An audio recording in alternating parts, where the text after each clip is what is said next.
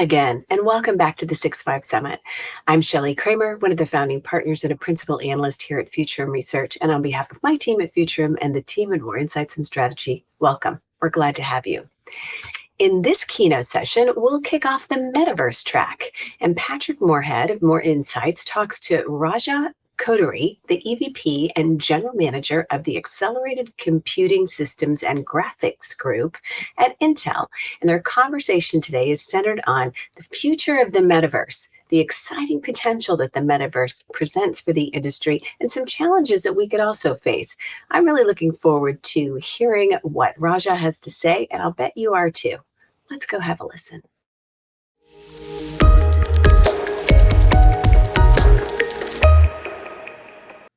Raja, it is great to see you, and thank you so much for kicking off the Metaverse track of the 6-5 Summit 2022. You've been a busy guy, globe-trotting around launching products. I'm just tickled that you had time for us. Thank you so much. Oh, thank you, Pat, for this opportunity. And as this is one topic that I won't miss to have a conversation with you, whether at a summit or or a beer or wherever, right? So I'm glad to be here. Yeah, it's great. I think you and I have known each other around 20 years. And I think we have been talking about this notion. We didn't call it the metaverse then, but the notion of the metaverse, you and I were definitely talking about. And here we are right now. It is getting a little bit closer to reality. But I think the first question is, what's your take on this collective conversation? And, is there too much focus on the hype around the experiential idea or the front end technologies and software that's being pitched a lot today? Yeah, as you said, we've been talking about these sort of things for a long time, at least in our corner of the world, right? This ultimate visual immersive experience that that computers can deliver, right? In whatever form of pixels, right? Whether you're surrounded by big nice displays or wear a display on your head and so on and so forth. All of them are about this ultimate visual immersive experience. Um, what's different now is people outside, our relatively small club are also talking about it, right? That's how I would kind of position the current conversation. And I say, great, right now everyone wants to talk about it. Everyone sees the potential as this kind of the next set of experiences and all. And it's quite deep rooted on why, and I'm sure, right, we'll talk about some of those aspects as we hit on our other parts of the conversation. Yeah, it's funny. I've been around a long time, I guess my 32nd year of being in high tech, and I've seen a lot of examples where people said, "Oh, this is just hype," and then it ends up somebody figures out the building blocks of what it takes, and it really makes it happen. It really does take a village. Um, so your your strategy, you have a somewhat of a different, and I think unique strategy, given your place in the industry. Um, and you're really building a technology stack to go out that. In fact, I've heard you use the term computational plumbing, which, by the way, I love. But can you talk about your strategy? Yeah, I will, Pat. And like you said, the hype, right?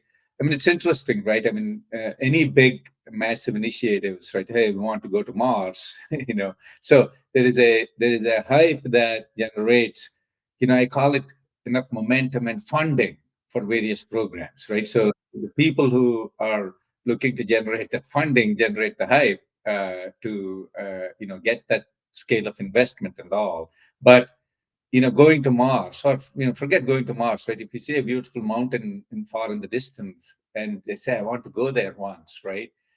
If there are roads to go there, right, you can get in a car and start driving, right? You have a map and all that stuff. But, imagine a world before there were any roads. You have to, you know, pave the roads first, right? So the computational plumbing, computational infrastructure, and the rest of the infrastructure stuff that I talk about are essentially that's the boring part, right? I mean, it's like once the road is there, you don't even talk about the road, right? But before the road is there, it is everything, right? So that is the infrastructure. We got a good infrastructure, Web 2.0 infrastructure as they call it, right? You got really powerful phones in your hand, right? Teraflop GPUs, PCs are amazing. The network is getting better. The data centers are there. We got a baseline Web 2.0 plumbing, as they call it. But what the dream of Metaverse requires is the next level of that plumbing. Yeah, I love that. It's kind of like how the internet was formed. What got back in .com 1.0, what got all the what got all the buzz was the pretty stuff that you could look at and see, but on the back end was a DARPA based plumbing project that connecting deck alphas, and none of the pretty stuff would have happened without that. And by the way, I love the road analogy too. Back in the Roman times, roads used to be the thing, right? And then we don't talk about roads much. We talk about the cars that go on them. So you're looking at a lot of these building blocks in your system, and it's more than the GPU. I mean, the GPU is a huge part of it, but there's a larger strategy and business opportunity at Intel. And I thought it would be good maybe if you could provide some examples of those building blocks. Yeah, no. So the GPU as a visual synthesis element, right, is an important piece of the puzzle, right?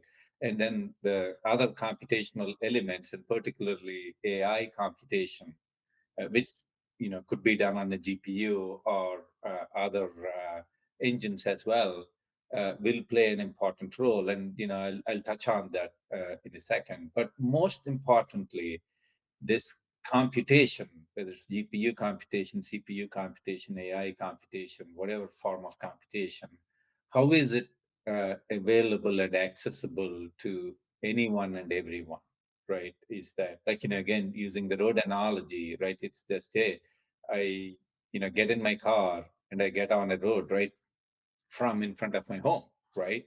And get going to wherever I need to get, get there. So the kind of the moral equivalent of that from a availability standpoint, no matter where I need to enter this metaverse, right? This experience, when I want to get into the metaverse, how do I get in? Is all the compute necessary with me in my home or in my device, or is available throughout, and is just the software and the applications are just figuring out how to harness that.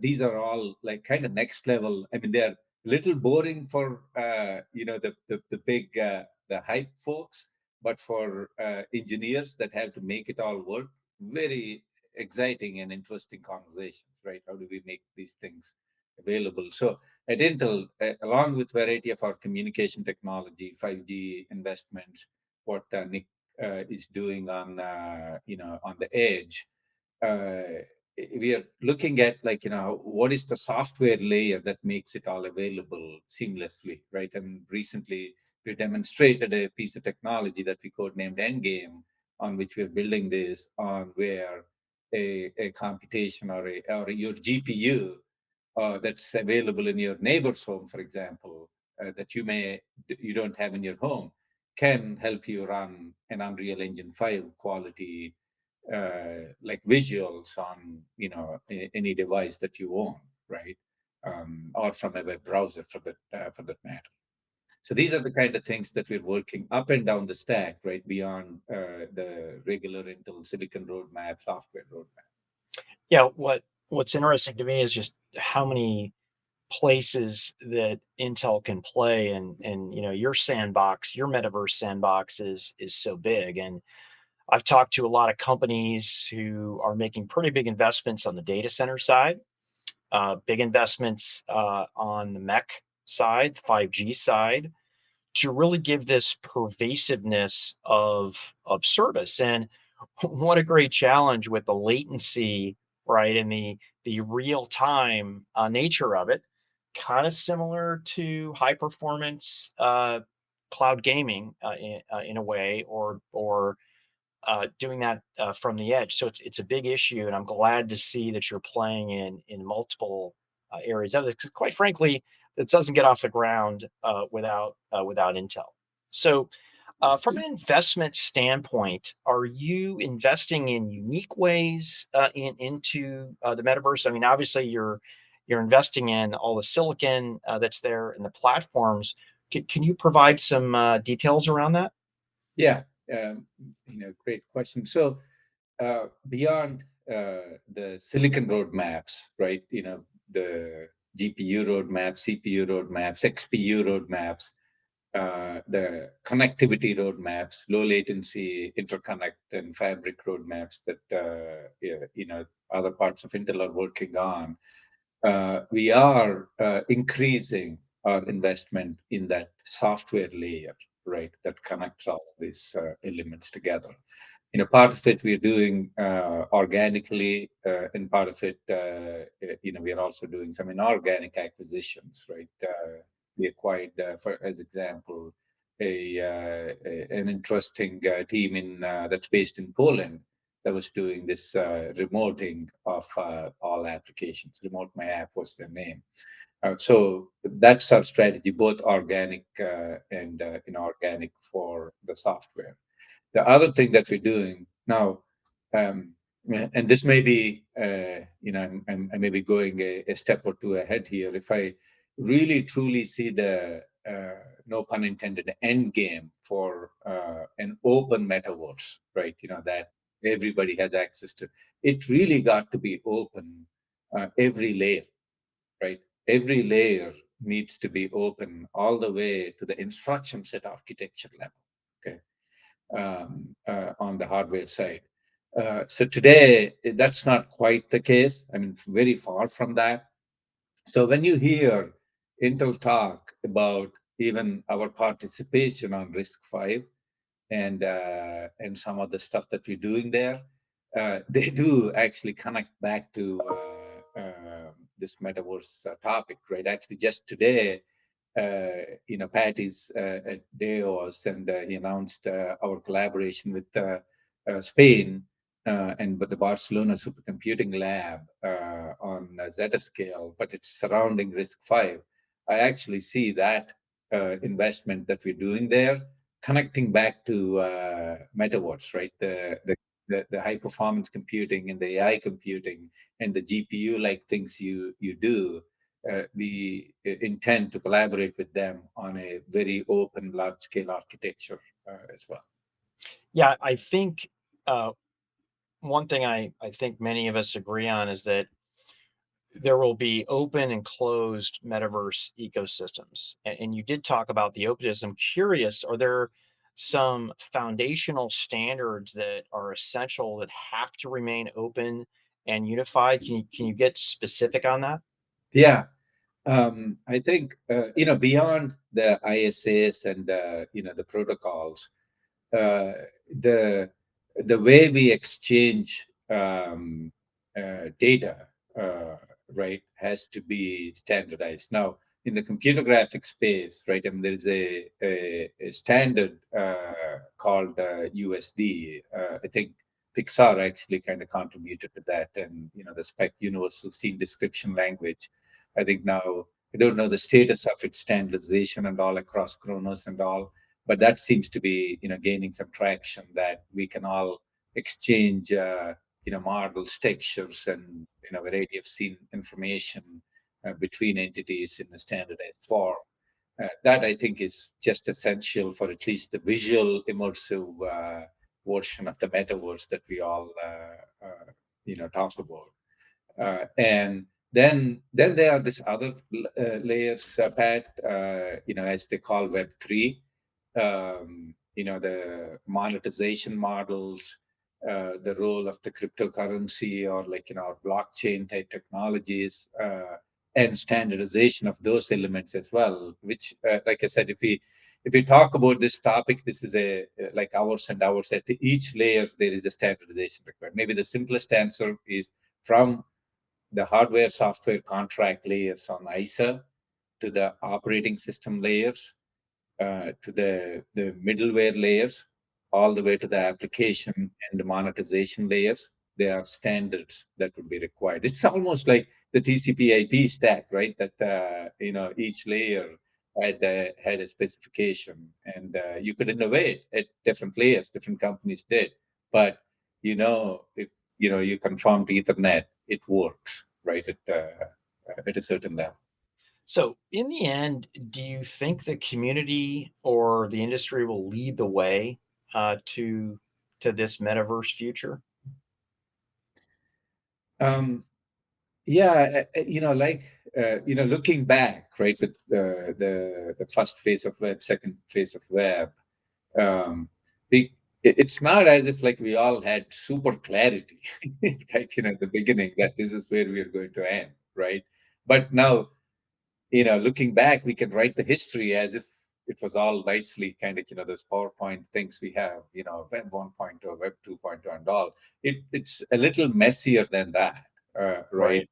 But as humans, right, what's interesting about the exponential curves we draw and all, we are pretty damn good, you know, uh, collectively about learning from the past and kind of applying that to the next thing and the next thing to kind of accelerate, right? And and the whole world, the amazing thing right now is it's not just one, hey, US driving it or China driving it or Europe. The whole world is participating in this stuff, right? I'm just this morning talking to a dude that contacted me. He has like a 300 people animation team that sits in a village, and he trained them with on YouTube, right? And he wants to get in this whole metaverse thing, right? And it's amazing. I think it is going to happen step by step, but it won't be like hey, well formulated. Everybody agrees on everything, and every layer is clean and all that stuff. But if we are having this conversation in let's call it 2027, Pat, which I'm sure we will. We'll look back and say, right, Of course, that's how it played out, right? Yeah, it is so funny how you look historically, and I think particularly younger folks who don't have this sense of history, kind of, they can't necessarily appreciate because they don't have those life experiences to see how accidental some things were. I mean, we talked about the internet. I mean, today's internet was created on the back of um, a um, a messaging system in case of nuclear war that became the internet. I mean, that's nuts, right? And the initial vision of the popularity of the smartphone today was not a pocket computer because previous pocket computers had failed, Hmm. right? Yeah, And people are thinking there's no way this is going to happen. That's like, wow, yeah, a- yeah, a- but, apps on a smartphone. yeah. Let's lean Right. into that, right? So, but if you go to the root of the things, Pat, right? As humans, right? The uh, the storytelling has been part of our culture, even if you go back thousands of years, right? You know that um, and exploration is also been part of our DNA for a long, long time. It's crazy to think that people got on boats and got into the ocean. They didn't know where they were going, right? It's just crazy. And they went to go discover stuff. So exploration is in our DNA, storytelling is in our DNA, right? And that when you just think about metaverse, that what the promise of what it allows, right? It's got both elements, right? Storytelling and exploring new worlds beyond what we know exists physically, which we also want to go, travel to Mars or whatever stuff, right? So I think whether we may get the timelines wrong on realizing this technology, but from my standpoint, it is just a matter of when it's going to happen, and not if it's going to happen. Yeah, I'm there with you. I am, and I like to look past. I like to look past the past, although history is most of the time a great way to see the future. I don't think we should stare at it. We should stare at it too much, and that's actually a positive on the metaverse. In that, in fact, mathematically, and you can catch me on this. The more failures you have, the higher the probability of a success in the future in a certain area. And I think we've seen that so many times out there. So I want to drill down a little bit into AI. Something caught my ear, and I'm now just processing it. This relationship between the metaverse and AI, and I'm curious. First of all, what's the relationship between the two? Because I don't logically put the two together. And what does that infrastructure, that acceleration infrastructure, look like in Yeah. the metaverse? Yeah, the fundamental, like, if you just look at the fundamental problem of real-time photoreal computer graphics, right? That immerse you, right? You look at latest games like an Elden Ring or Horizon West, amazing worlds they've created, but they they are like huge budgets. There's 4 years to create a world, right? For you to transport even in the gaming sense, right? um, so when I look at AI, just the top level promises, and what you're seeing some of these patterns, right, is that, hey, I have a vision in my head, right, and I can describe to you, computer, that I need this world that looks like this and all. And what if computer just created that for me, right? And then I can, bring my friends along to explore that world that, like, I've imagined. And that's like every storyteller's dream, right? Is that I have an imagination, and then I can kind of pull other folks in this and entertain them and thrill them, and they can maybe explore and all that stuff. So the topmost AI exciting thing, and you're seeing that with some of the work OpenAI is doing and a few startups are doing, is that, hey, I describe something, I type something, and it generates an amazing visual. That, oh my God, how did, like, concoct all this stuff, right? So that's like the ultimate stuff. But before we get there, there are so many things, what we're doing practically, right? The XCSS technology, right? Hey, I can't afford to render this photoreal quality at 4K. I don't have the compute power. What if I render it at much lower resolution and use a neural network upsampling technology that makes it look magically same as if I rendered at 4K, right? And that is working out super well, right? Whether it's NVIDIA DLSS, XESS, right? And of course, there are some screen space hacks and all that we could do, but that is like almost magical when you see the output of the neural based upsampling techniques. And you can start applying those techniques for variety of algorithms in the whole computer graphics rendering pipeline, which is what, like, a whole bunch of work that's going. So that is a very practical here and now today use of AI in graphics that's already you see in action. And tomorrow, like I said, it's like, this whole notion that I can describe my story to the computer and it gives me a visual back. Oh, I'm gonna list. I like, if I could had a pen in front of me, I'd probably take notes. Remind me in 2027 to talk to you about that. But yeah, I think I had thought about notions of super resolution with neural networks, but I hadn't quite thought about the explain a world and it just auto magically appears and you can interact. I think that's really cool. So, uh, short term, which areas of uh, the infrastructure plumbing, do you think will get upgraded first, or needs to get upgraded first? Yeah, the In the short term, I'd kind of put it in the 3-year horizon, right? That a relatively low latency access to consistent computing, like for example, right, what you can get on a reasonable high-end PC, the top-end game consoles, being more available to everybody, right? Even people who don't think about PCs or consoles or anything, right? That infrastructure, either through edge or through some creative home upgrades, right?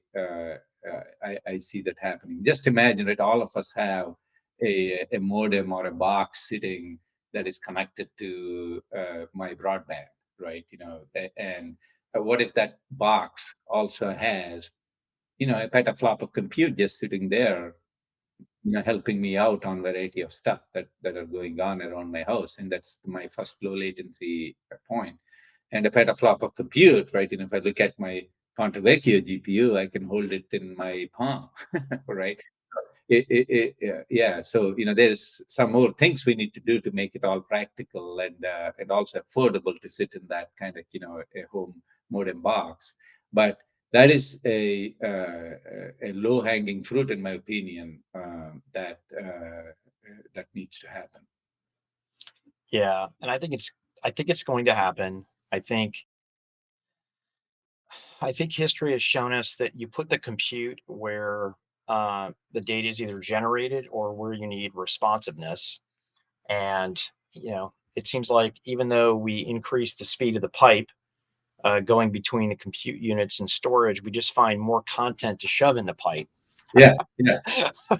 It's interesting, right? The biggest constraint we all work in our industry, the silicon industry, is energy, right? So, and we have shown that the cost of computing something is lower than the cost of moving the result of the computation, even whether it's on chip, off chip, and distances. So it's like when I hear everybody saying that everything is going to go to cloud, I just like say, in what planet? Why do you want to move all this junk all the time to cloud, right? It's like, it's like so that it just doesn't match with the physics of the stuff that we're dealing with, right? So I see we are in a very a very great world, digitization and all that Pat talks about, and semiconductors, and we'll have more semiconductors and most advanced processes coming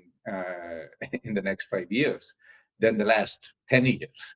So let's leverage it. Let's put compute closer to folks and solve these problems than trying to build pipes and it's not practical, right? We can't. Yeah, I think it's naturally going to happen. If we keep data density increasing like it has over the last 40 years, I mean, we have these, I call it the accordion, which is we have areas of consolidation uh, and uh, and then everything spreads out, Yeah, right?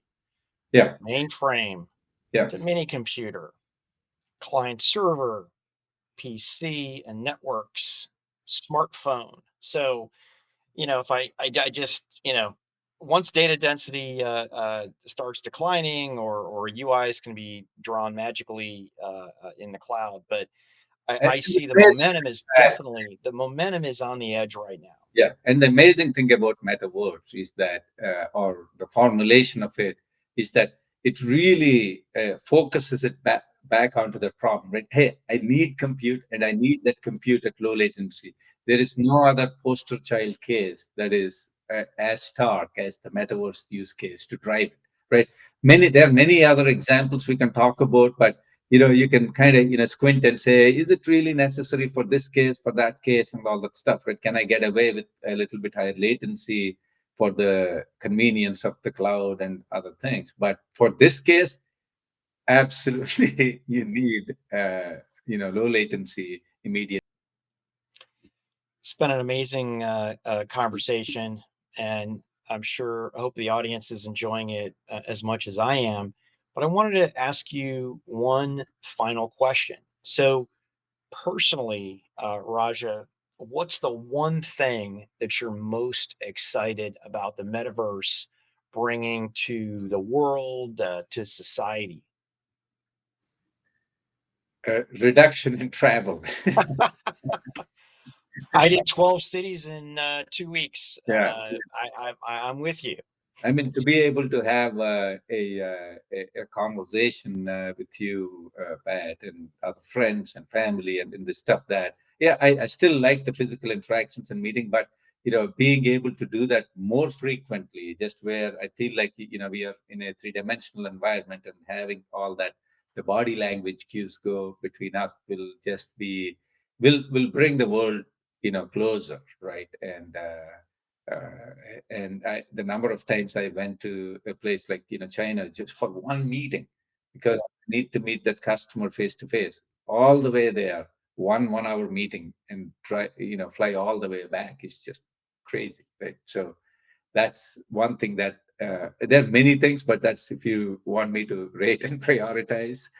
Um, Listen, I love it. And what I love is your consistency, because I'm pretty sure 15 years ago, that is what you were excited about as well. You called it something different, but it's exciting too. And I I think think, we were saying telepresence or something in the word right that we used, but yes, yeah. yeah, and I think painting the vision of what that could be is super important, because we can't limit it to what we are doing today, right? It's three dimensional. I'm seeing you in very high definition.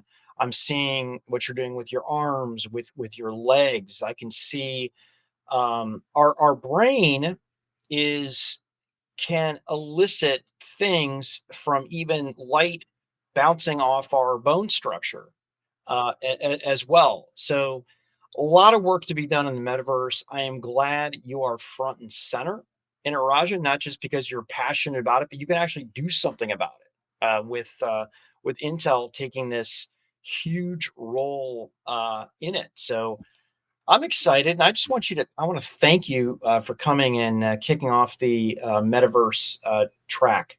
Thank you. Thanks, Pat.